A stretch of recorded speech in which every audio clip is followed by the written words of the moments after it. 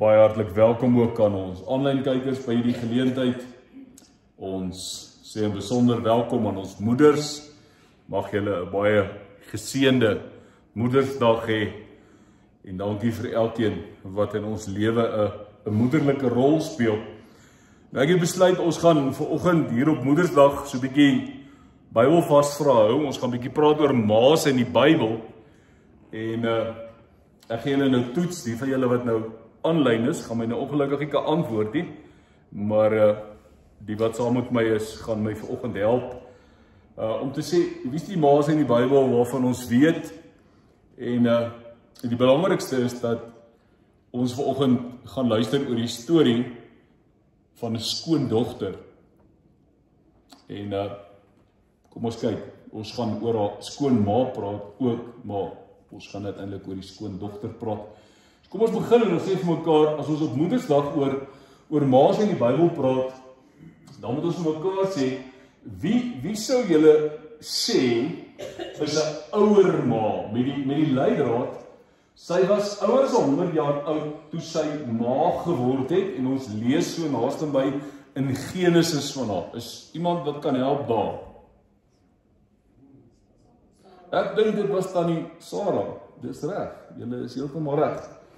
Nou, wie is die enkel mamma in die Bybel van wie ons lees? Dis Abraham se ander vrou wat vir hom 'n seun gegee het met die naam Ismael en uiteindelik weggestuur is. Kan julle onthou wie is hierdie enkel ma? Dit was natuurlik Hagar geweest. Ek het geweet julle gaan dit iets maklik weet.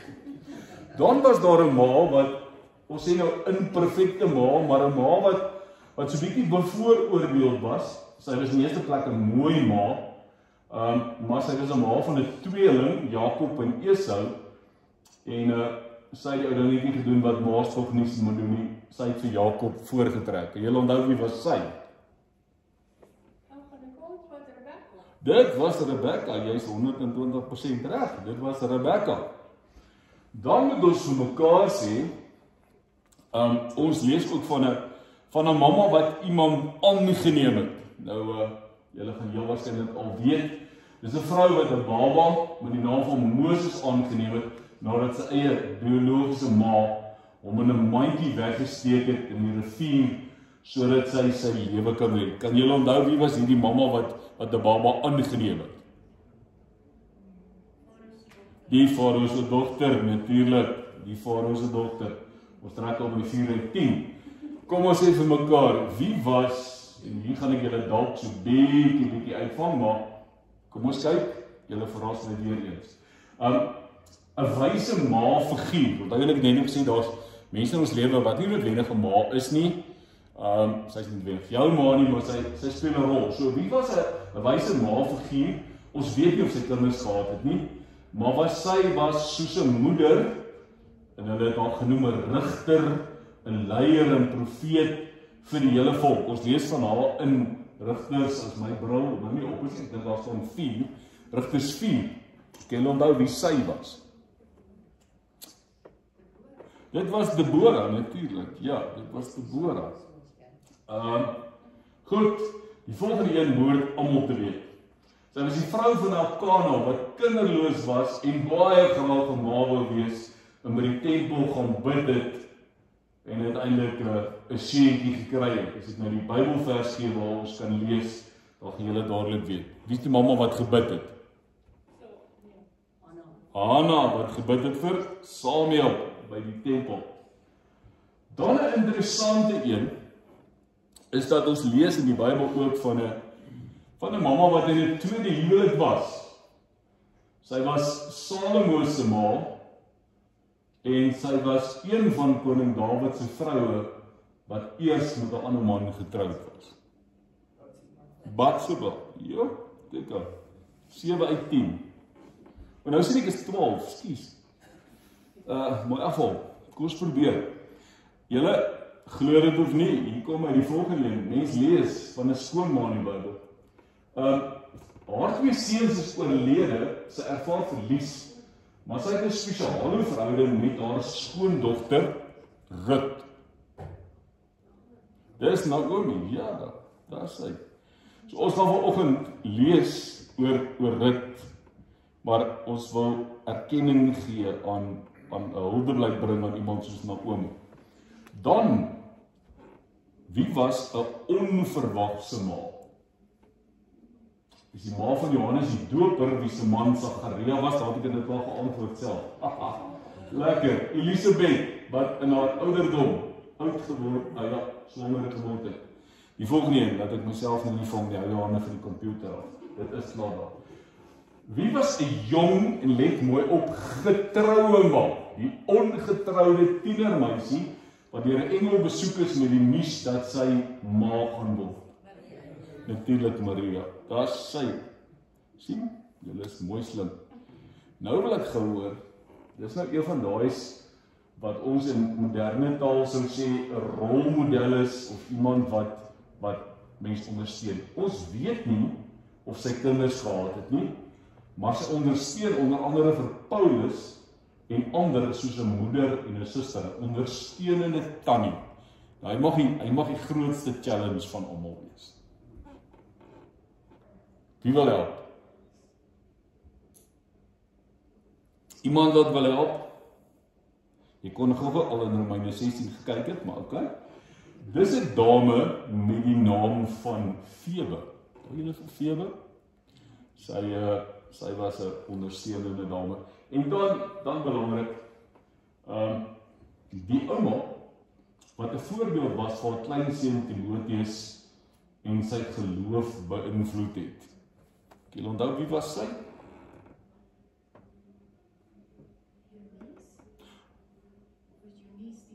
Eunice was die ma en die ouma was Louise. Spel hom net nie soos jou nie, maar daar is hy. So, daar is 'n klomp vroue in die Bybel. Nou wil mens jouself vra, wie van hulle is in 'n mens se lewe die grootste? Wie sou jy sê is die een wat in jou lewe dalk 'n invloed gehad het, 'n rol gespeel het?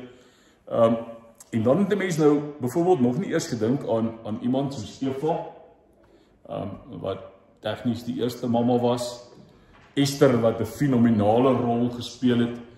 So jy's nie heeltemal seker nie, maar ek wil ons moet vanoggend vir mekaar sê by nommer 8. Die hele verhouding tussen Naomi en ek weet ons praat nou oor skoondogter Rut, maar daar was ook 'n ander skoondogter met die naam van Orpa.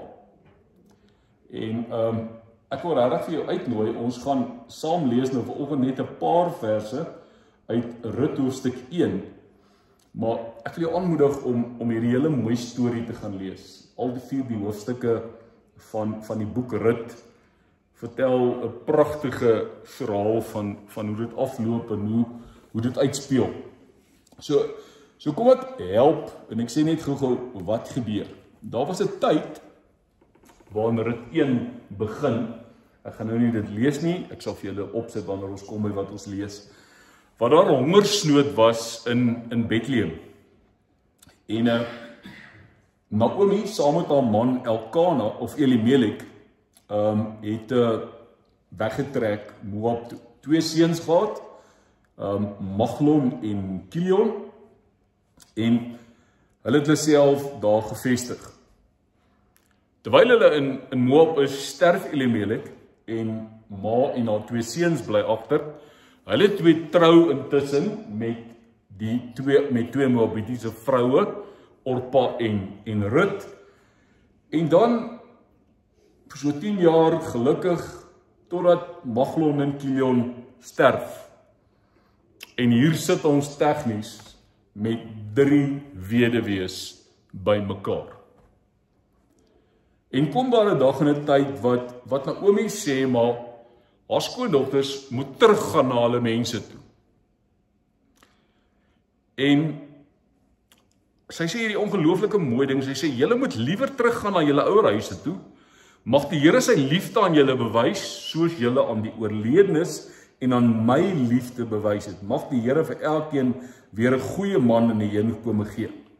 En dan moet daar afskeid plaasvind. En dan huil hulle. Dan sê hulle, nee, maar ons wil by jou bly. Ons wil nie jou as ons skoonma alleen gelos nie.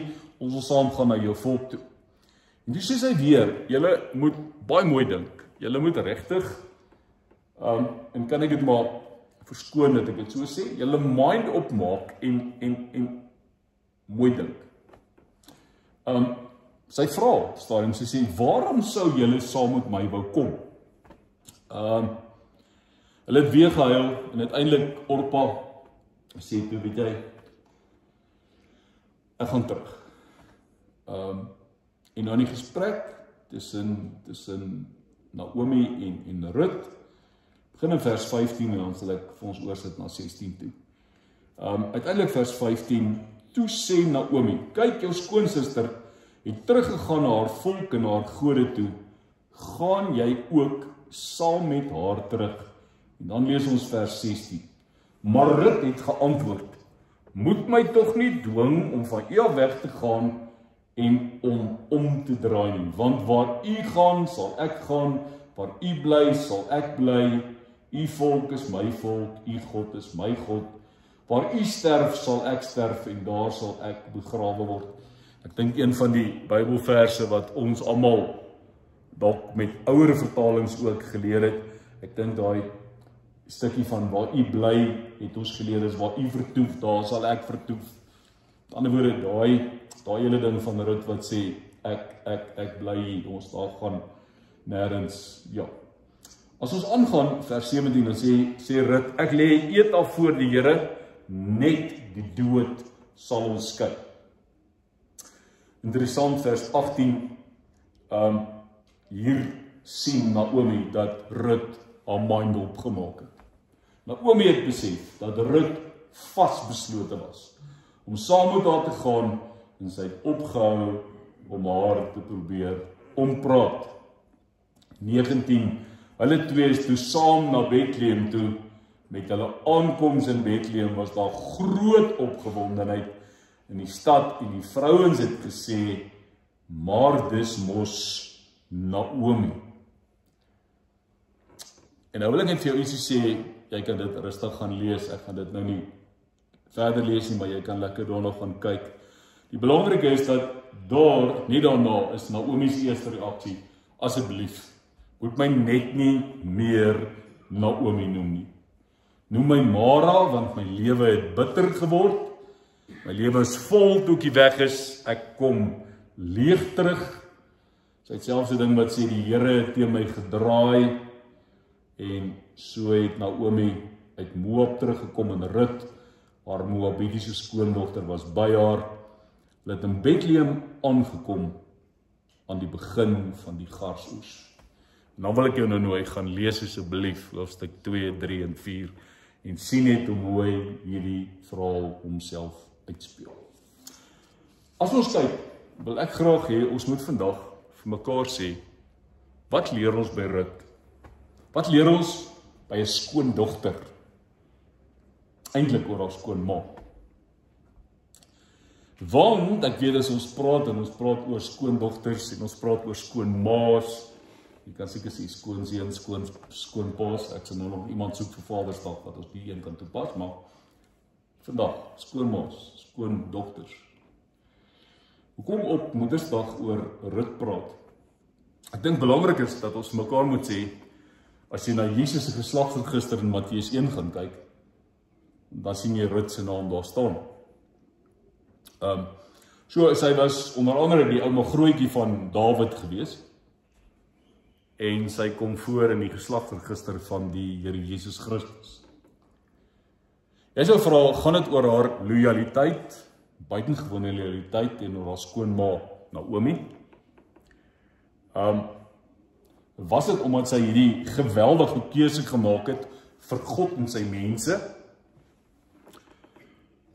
En uiteindelik moet ons vir mekaar sê, as jy dit alles in kombinasie sit, dan maak dit van Rut hierdie groot en goddelike vrou. Haar loyaliteit en haar geloof is bewonderenswaardig en sy dien as 'n bron van inspirasie vir almal van ons op ons geloofsreis.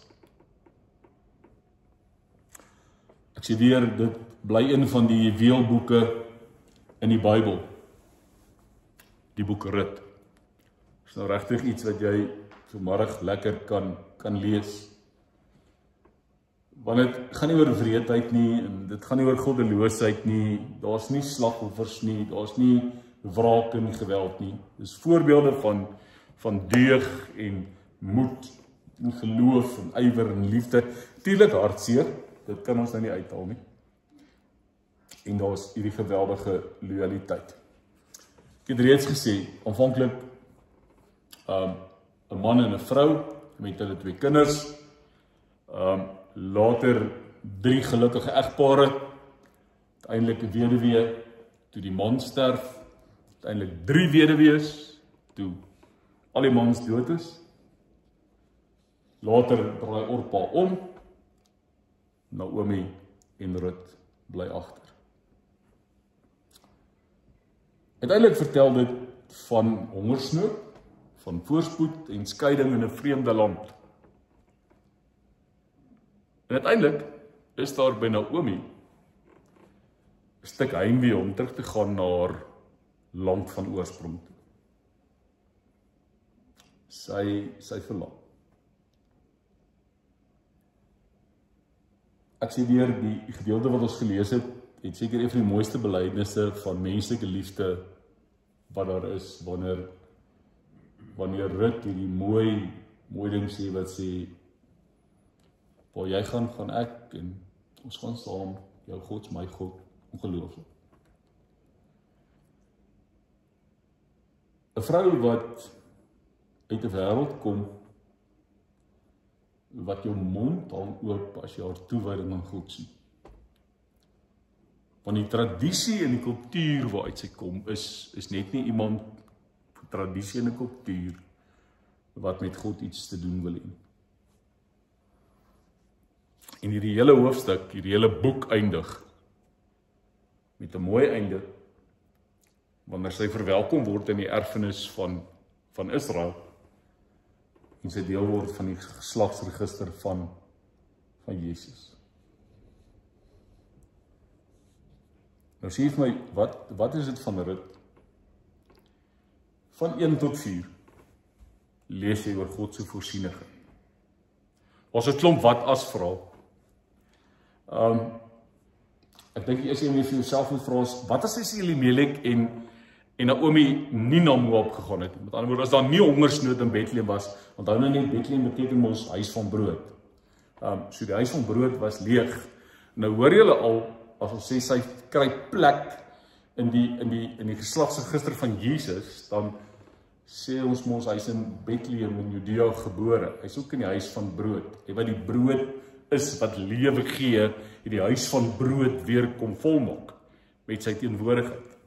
So wat sou gebeur het as hulle nie gegaan het nie. Die vraag is, wat as die pa en die seuns nie dood gegaan het nie? Wat as Naomi nie teruggekeer het Bethlehem toe nie? Ander vraag, wat as Rut besluit dat ek maak soos Orpa, ons bly in Moab, geen in my vaderland prys nie, of my land van geboorte, my land van oorsprong nie. En dan natuurlik moet jy hierna oor hoofstuk 2 lees, want wat as Boas nie goedgunstig teenoor Rut opgetree het nie, dan het dit nie gebeur nie. So dwars deur hierdie boek sien jy die ontwikkeling aan die hand van God se genade, hoe God elke dingetjie in plek sit. As Rut nie onderdanig geword het aan God nie, sou sy bly leef het en bly sterf het in 'n land waar mense die Here nie gedien het nie. So as ons vandag oor Rut praat, dan moet ons vir mekaar sê, wanneer ons onsself in God se hande plaas, sal hy sy plan met ons lewens laat realiseer. So jong vroue word vandag geroep om Rut se voorbeeld te volg.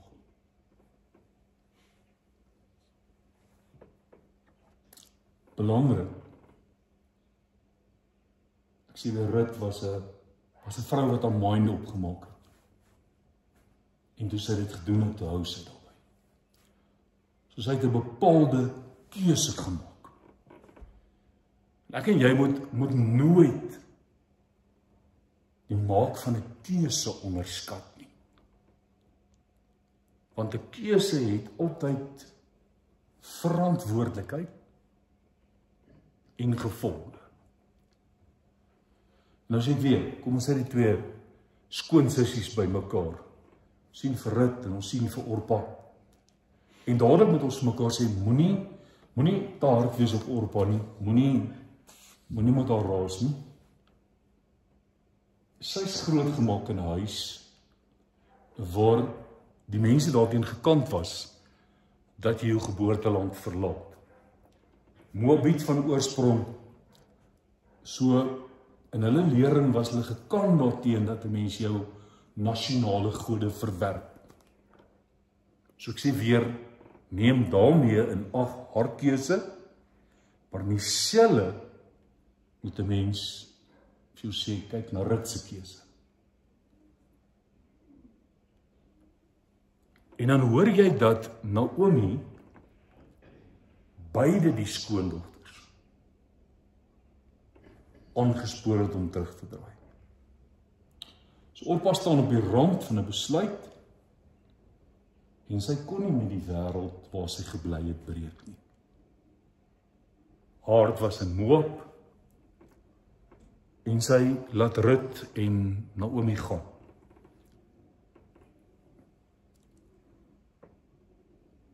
Rut het besluit om haar lot op haar skoonma te werp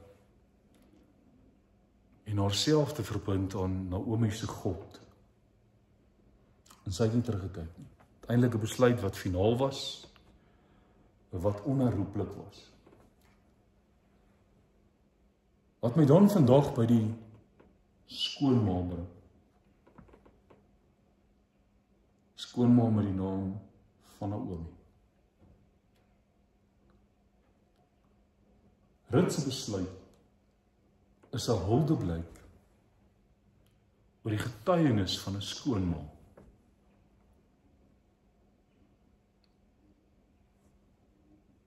Dit was haar lewe en liefde vir God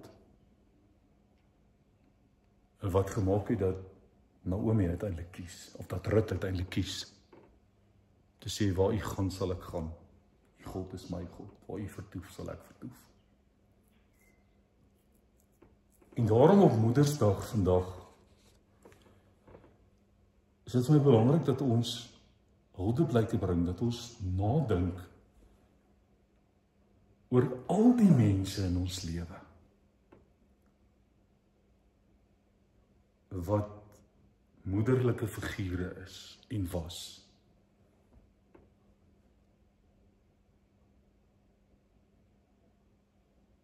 Want dit is mense wat ons gevorm het.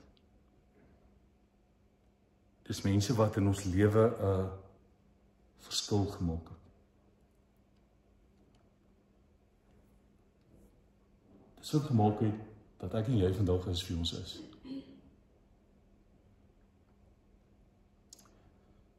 So kom ons dink vandag aan daardie mense.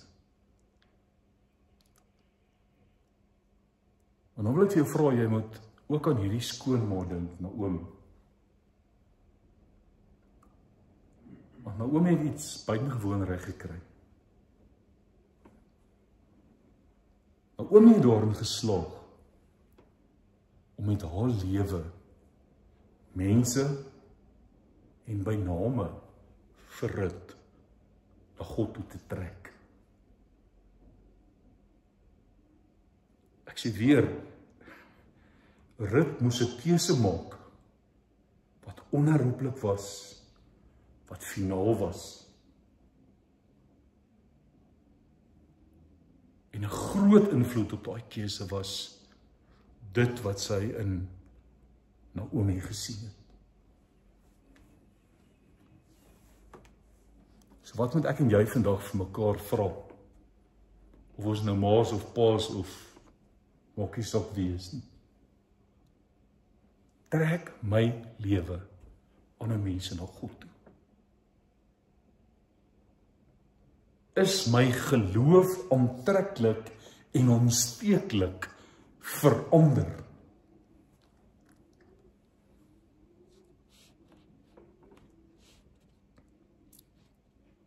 Ek en jy moet baie keer lewensbelangrike besluite neem. In elkeen van ons se lewe kom daar 'n tyd van besluitneming soos by Rut.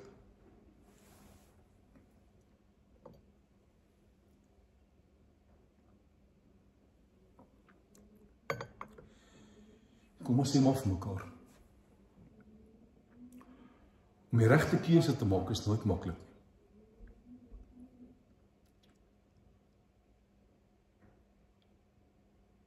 En dit is baie moeilik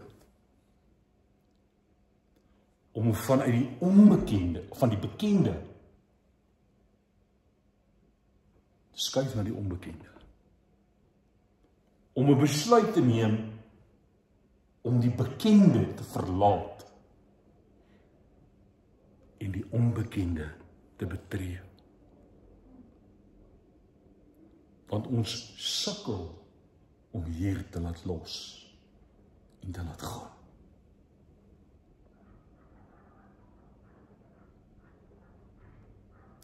Ekskuus vir my Engels, maar hoe sê ons?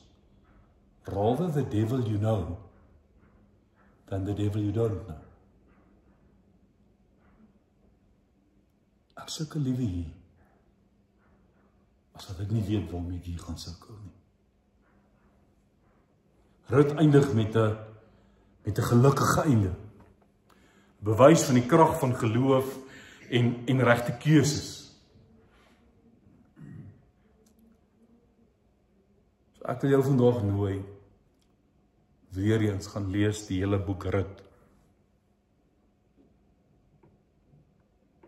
Net die verhaal van Boas en Rut is pragtig. Dit is 'n mooi storie.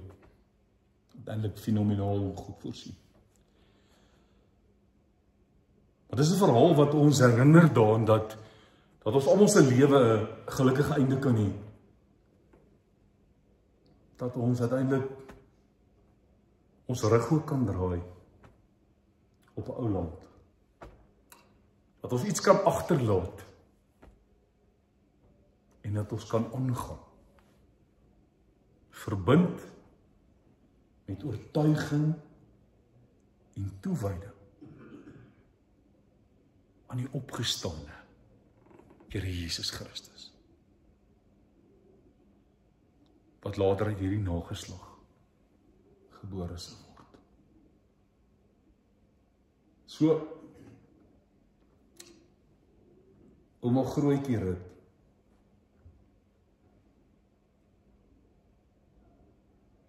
het haar nageslag kom, Jesus Christus.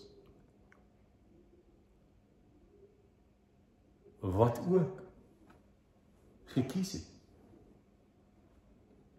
Wat doelbewus gekies het. Maar die kruis te sterf vir my en vir jou.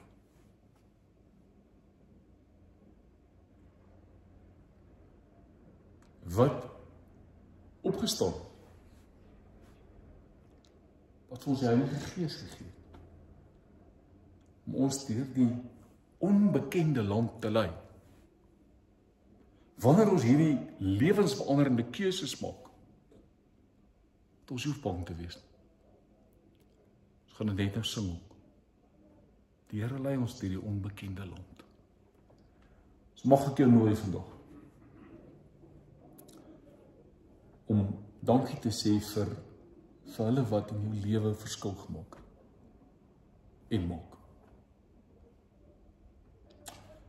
En dan om 'n geloof te hê wat aansteeklik is.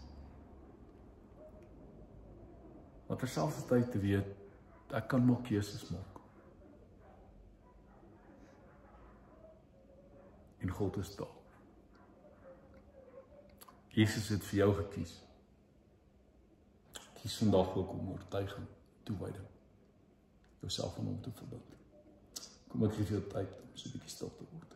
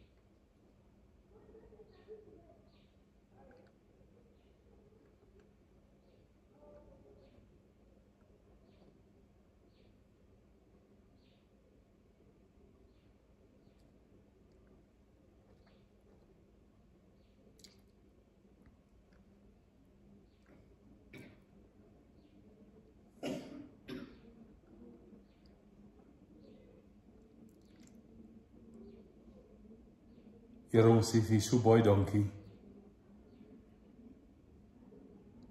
vir mense in ons lewens.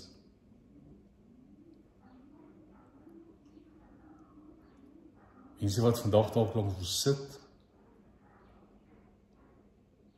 Iemand wat ons ma of mamma noem, ouma.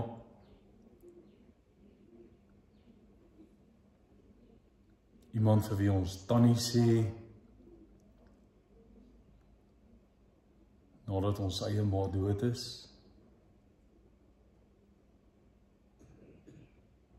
Iemand wat ons vriendin noem.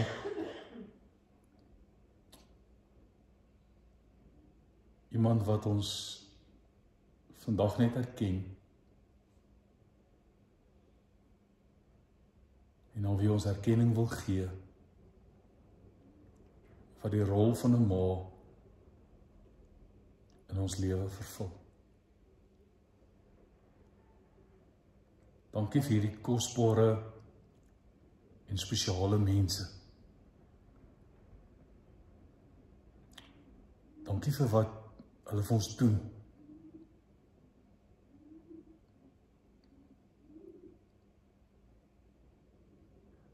En ek wil vandag vra, Here, dat daar waar ons moet erkenning gaan gee, daar waar ons moet gaan dankie sê, dat ons dit asseblief vandag sal doen.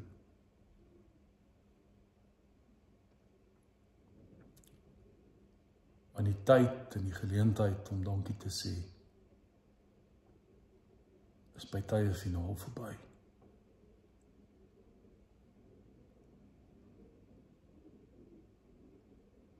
Ons leef met die vrug daarvan in ons lewe. Daardie laaste dankie. Daardie laaste ek waardeer jou. Mag ons dit vandag gaan doen. Dankie vir mense in ons lewe. Kosbare, spesiale mense.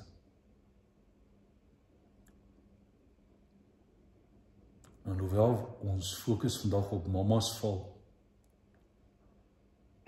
sê ons ook dankie vir papas, en vir broers, en vir ooms, en vir rolmodelle.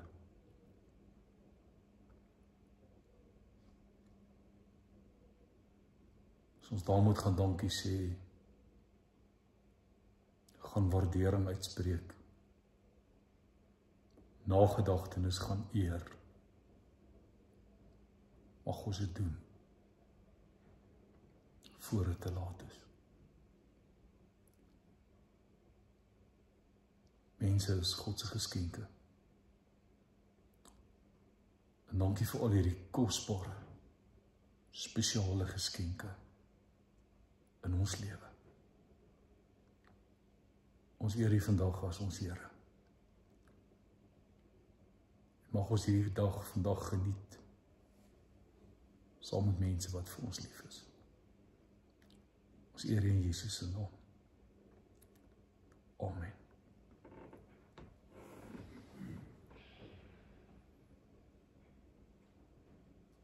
Vriende, ons wil graag net oor ons ekskuus, ek is nou snaakse goed op my skerm. Ons wil net, as ons oor ons koninkryksnuus praat, die volgende, kom ons gaan sommer soom toe, dis die maklikste. Ek was, soos julle weet, die afgelope week met verlof na my broer se dood, maar ek is laat ons sê van môre af weer in die kant ingegooi. So as jy vir my nodig het, 083-654-0806. Ons sal graag daar kontak wil maak in die proses. Mag daar dalk goedjies agterweë bly. So asseblief, doen my guns en kontak my, sodat ons met mekaar kan praat en ons kan opvang waar nodig. sê weer, geniet vandag, ons online kykers, geniet julle Moedersdag, maak dit sommer 'n algemene waarderingsdag, van jy dankie sê vir almal wat 'n goeie invloed in jou lewe het, en wat jou lewe volmaak en verryk. Geniet die dag, mag julle geseënd wees, totsiens.